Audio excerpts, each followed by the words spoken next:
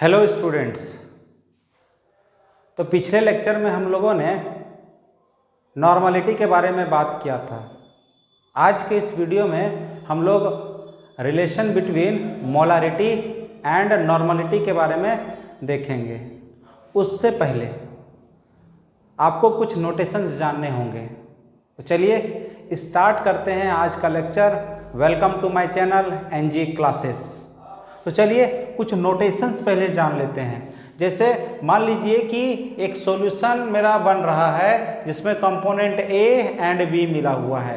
तो यहाँ हम मान लेते हैं ए से डिनोट करते हैं सॉल्वेंट को और बी से डिनोट करते हैं सॉल्यूट को। ठीक है। यदि कहीं आपको WA लिखा हुआ मिलेगा इसका मतलब मास ऑफ सॉल्वेंट है, WB लिखा हुआ मिलेगा इसका मतलब मास ऑफ सॉल्यूट है, MA मिलेगा इसका मतलब मोलिकुलर मास ऑफ सॉल्वेंट है, MB मिलेगा इसका मतलब मोलिकुलर मास ऑफ सॉल्यूट है, NA मिलेगा इसका मतलब number of moles of solvent है और NB मिलेगा number of moles of solute है। ठीक है। तो ये नोटेशंस आपको याद रखने हैं क्योंकि इस नोटेशंस का हम यूज करेंगे। ठीक है। ध्यान से देखिएगा। मोलारिटी का मैथमेटिकल डेफिनेशन होता है number of moles of solute divided by volume of solution in litre. ठीक है। तो हम यहां मोलारिटी को किससे डिनोट कर रहे हैं? M से। Number of moles of solute है तो सोल्यूट के लिए क्या डिनोट कर रहे हैं हम लोग? NB। ठीक है। और वॉल्यूम ऑफ सॉल्यूशन के लिए हम लोग लिख रहे हैं volume of solution in litre. ठीक है। यहां से अगर हम फाइंड आउट करते हैं volume of solution in litre, तो ध्यान से देखिएगा यहां से क्या आ जाता है मेरे पास? Number of moles of solute by M for molarity. और यहां से देखा जाए तो volume of solution in litre क्या मेरे पास आ जाएगा? Number of moles of solute क्या होता है definition? Given mass by molecular mass. तो यहां से हमारा फॉर्मूला बन जाएगा given mass of solute by molecular mass of solute into molarity. ये इक्वेशन 1। इसको क्या ले लेंगे? इक्वेशन 1। क्या इसको मेजर करेंगे? इक्वेशन 1। ठीक है। आपको समझ में आ रहा होगा कि NB का मतलब होता है number of moles of solute, और number of moles of solute को कैसे लिखते हैं? Given mass by molecular mass. Given mass by molecular mass. इस इक्वेशन को ले लेते हैं हम लोग इक्वेशन 1। ठीक है। अब देखते हैं हम लोग किसके बारे में? हम लोग देखते हैं नॉर्मलिटी के बारे में। इसको इरेज कर दें। आई होप आप इसको रिकॉर्ड कर लिया, लिख लिए होंगे। ठीक है। याद रखिएगा A से सॉल्वेंट को, B से सॉल्यूट को डिनोट करते हैं। WA से मास ऑफ सॉल्वेंट, WB से मास of solute, MA MB molecular mass of solvent solute हो गया, NA NB क्या हो गया? Number of moles of solvent and solute हो गया। ठीक है। चलिए हम लोग देखते हैं अब नॉर्मलिटी के बारे में। नॉर्मलिटी का डेफिनेशन हमारा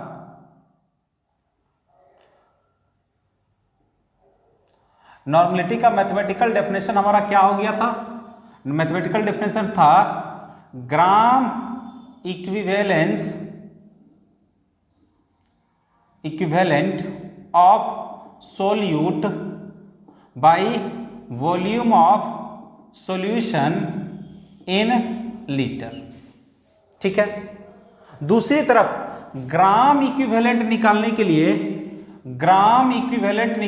लिए हम लोग क्या करते थे? ग्राम इक्विवेलेंट निकालने के लिए हम लोग क्या करते थे? Given mass by equivalent weight. यही ना फॉर्मूला होता था? ग्राम इक्विवेलेंट निकालने के लिए given mass by equivalent weight. यानी इसको इस तरह से लिख सकते हैं, गिवन मास को लिख सकते हैं किसका? WB और इक्विवेलेंट वेट। और चूंकि इक्विवेलेंट वेट निकालने के लिए हम लोग क्या करते थे? Molecular mass by N, molecular mass by N। तो यहां से अगर इक्विवेलेंट वेट की बात की जाए तो इक्विवेलेंट वेट कितना निकलेगा? Molecular mass of B by N, B by N, ठीक है। तो यहां से अगर इस इक्वेशन से देखा जाए तो ग्राम इक्विवेलेंट इक्वल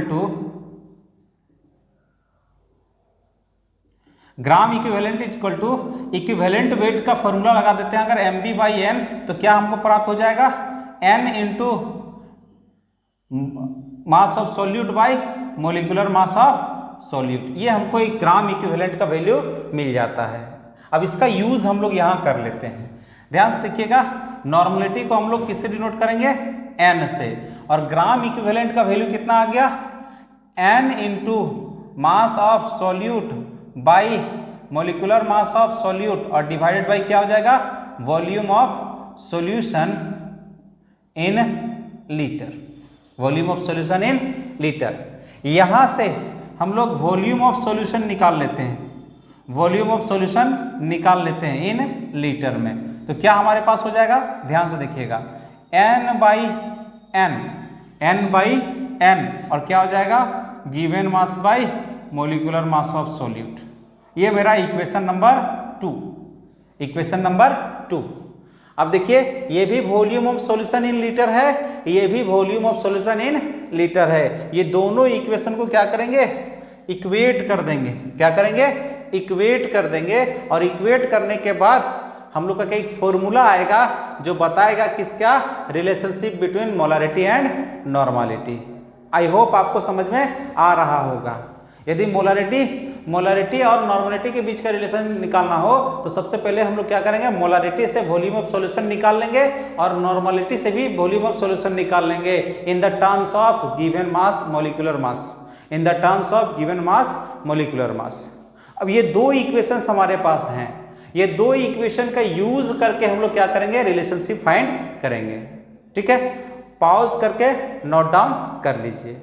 ठीक है, चलिए आगे बढ़ते हैं। हमारा दो इक्वेशन है,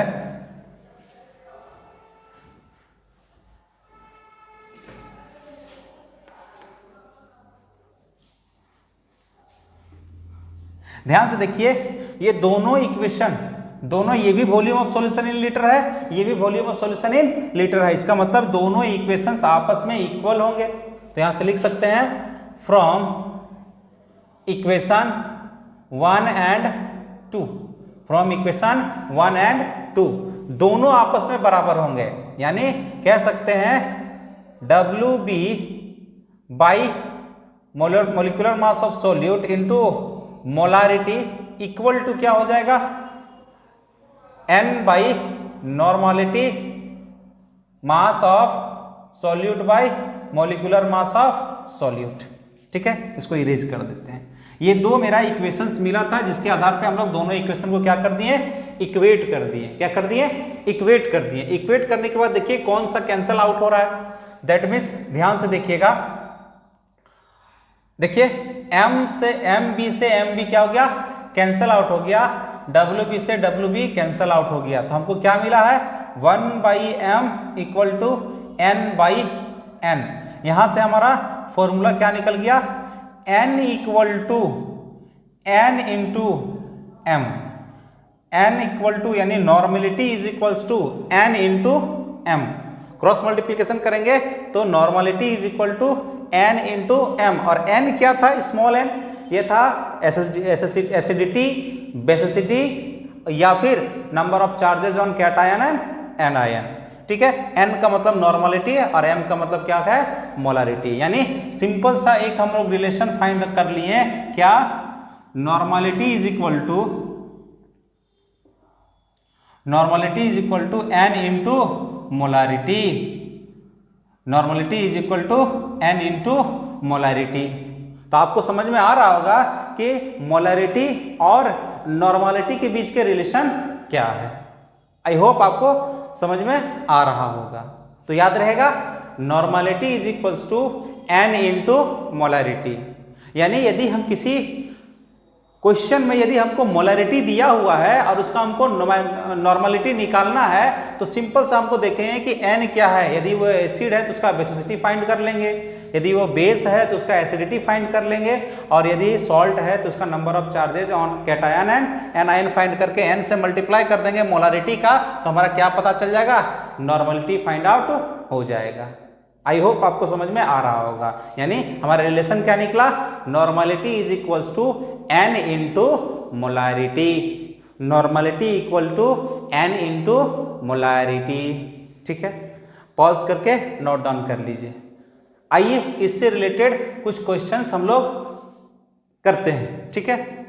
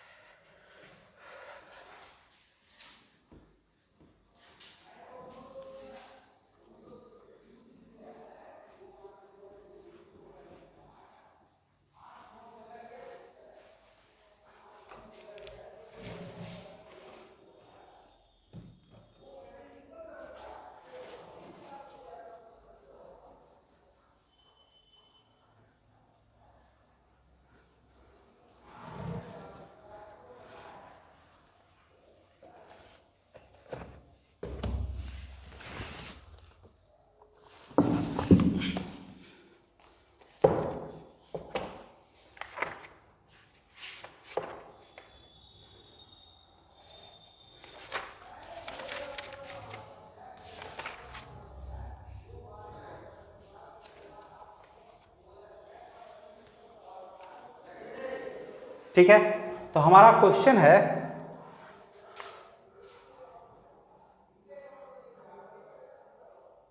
ये आपका नीट 2016 में आया हुआ था, नीट 2016। क्वेश्चन है what is the normality of 1m solution किसका, H3PO4। ऑप्शन है आपका पहला 0.5n, दूसरा है आपका 1n, तीसरा है 2n और चौथा है आपका 3n। ठीक है, आपको क्या फाइंड आउट करना है इसमें, normality.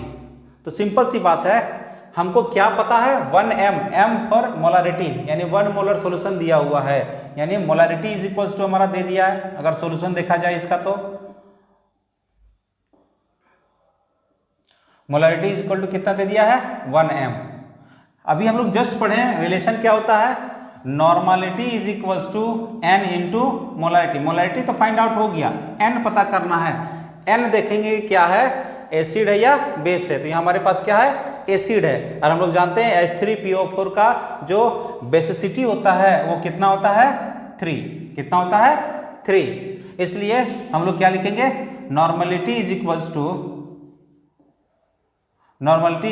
To n into molarity, n into molarity. तो यहाँ से नॉर्मलिटी कितना निकल गया मेरा, नॉर्मलिटी इक्वल टू कितना हो गया, n का मतलब 3 और इसको मल्टीप्लाई करेंगे 3 इंटू 1 यानी कितना हो गया, 3n। हमारा ऑप्शन क्या हो जाएगा, 4 करेक्ट हो जाएगा। आई होप आपको समझ में आ रहा होगा कि किस समय क्या कैसे हम लोग इस फॉर्मूला का यूज करेंगे। यदि हमको मोलारिटी पता है तो नॉर्मलिटी हम लोग इजीली फाइंड आउट कर सकते हैं। आ रही बात समझ में, आई होप आपको समझ में आ रहा होगा। ठीक है,